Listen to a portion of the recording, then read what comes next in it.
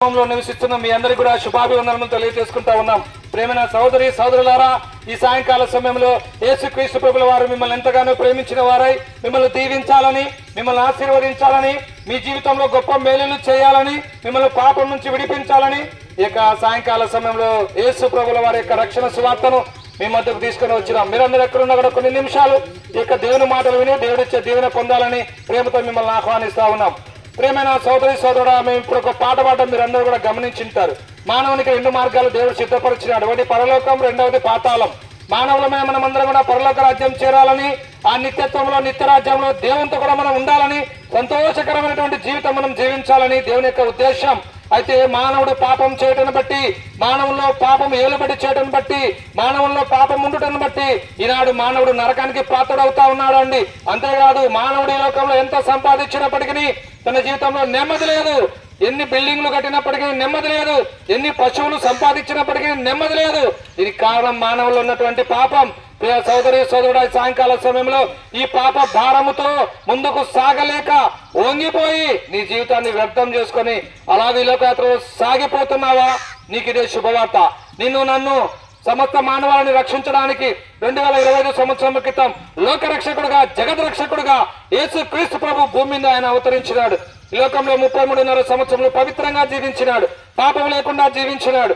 ఆయన యందు ఏ పాపము లేదు. ఈ విధంగా యేసుక్రీస్తు ప్రభుల వారు మానవులందరి పాపముల కొరకు ఆయన శిలువనెక్కినాడు. మనందరి పాపముల కొరకు యేసు ప్రభు శిలువలో పలుబాధలు పొందినాడు. మనందరి పాపముల కొరకు యేసు ప్రభు ఆకాశానికి భూమికి మధ్య పగలు 3 గంటలు, చీకటిలో 3 గంటలు యేసు ప్రభుల వారు వేరాడినాడు. మనందరి పాపముల కొరకు యేసు ప్రభు శిలువలో రక్తం చెందించినాడు.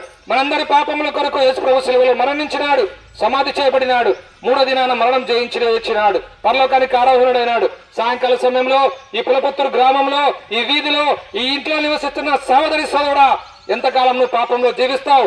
ఎంతకాలం పాపంలో జీవిస్తూ, పాపంలో సుఖిస్తూ, పాపంలో మరణిస్తావు? ఎంతకాలం నీ జీవితాన్ని వ్యర్థం చేసుకుంటావు? దేవుడు నీతో మాట్లాడుతా ఉన్నాడు. దేవుడు మీ గ్రామానికి, మీ వీధికి, మీ ఇంటి ముందుకు రక్షణ సువార్తను తీసుకొని వచ్చినాడు. అమ్మా, అయ్యా, నిర్లక్ష్యం చేయవద్దు. దేవుని వాక్యం చెప్తా ఉంది, కాలం సంపూర్ణమైనది, దేవుని రాజ్యము సమీపించినది, మారు మనసు పొంది రక్షణ సువార్తను నమ్మండి.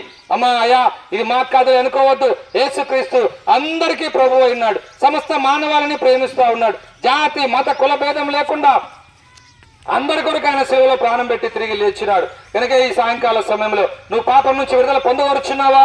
నీ జీవితంలో శాంతి కావాలని ఆశపడుతున్నావా? నీ జీవితంలో సమాధానం కావాలని ఆశపడుతున్నావా? నువ్వు పరలోక రాజ్యం చేరాలని ఇష్టపడుతూ ఉంటే యేసు ప్రభు చెంతకురా, యేసయ్యా, నేను పాపిని, నన్ను క్షమించు, నీ రక్తంతో నా పాపం కడుగునక చిన్న ప్రార్థన చేసుకుంటే చాలు. యేసు రక్తం ప్రతి పాపం నుంచి నిన్ను కడుగుతుంది, పవిత్రపరుస్తుంది, శుద్ధి చేయబడతావు. ఈ లోకంలో నీకు నెమ్మది, శాంతి, సమాధానం దొరుకుతుంది. ఈ లోకం విడిస్తే పరలోక రాజ్యంలో యుగాయుగములు ఆ దేవునితో కూడా నువ్వు ఉంటావు. అలాగ కాక పాప జీవితంలో కొనసాగితే నిత్య నరకం, అగ్నిగుండం, పాతాళం, ఎలాంటి ఫైర్ ఇంజన్లు ఆపలేవు. ఎలాంటి ఎవరు కూడా నిన్ను ఆ నరకం నుంచి తప్పించలేరు, విడిపించలేరు. నీలో జీవం ఉండగానే, ఈ ఊపిరిండగానే ఈ మాటలు వింటున్న సోదరి సోదరుడా, ఇప్పుడే యేసు ప్రభుని సొంత రక్షకులను అంగీకరించి పాపం నుంచి విడుదల పొందాలని మేమందరం కూడా ప్రేమపూర్వకంగా బతిమాలుతా ఉన్నాం. దేవుని వాక్యం చెప్తా ఉంది, రేపేమి సంభవించినా మీకు తెలియదు, ఇంతలో కనబడి ఎంతలో మాయమైపోయి ఆవిరి వెంటదండి మానవ జీవితం. కనుక ఎప్పుడు, ఎక్కడ, ఎలాగ ఈ లోకం విడుస్తానో ఈ లోకంలో ఎవ్వరం చెప్పలేం. కనుక నీలో జీవం ఉండగానే ఈ మాటలు వింటున్న సోదరి సోదరుడా, ఇప్పుడే ప్రభునేసందు విశ్వాసం ఉంచండి.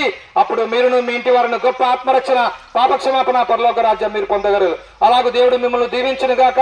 యేసు ప్రభుల వారి గురించి మీకు ఇంకా ఎక్కువగా తెలుసుకోవాలని మీ మనసులో ఆశ ఉంటే ఇక్కడే నందలూరులో జెండామాన వీధిలో పెనియల ప్రార్థనా మందిరం ఉంది. అక్కడికి మీరు ఎప్పుడైనా రావచ్చు, దేవుని వాక్యం వినొచ్చు. ఇప్పుడు మీ కొరకు, మీ గ్రామం కొరకు, మీ బిడ్డల కొరకు మేము ప్రార్థన చేస్తాం. మీరందరూ ఎక్కడున్నా కూడా మా ప్రార్థనలో ఏకీభవించవలసిందిగా మనవి చేసుకుంటా ఉన్నాం.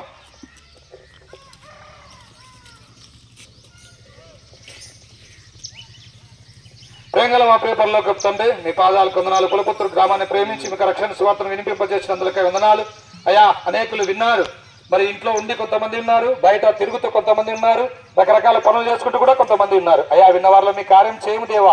మీ చిత్తంలో మీ ఏర్పాట్లో ఉన్న వారిని రక్షించుకున్నాము తండ్రి.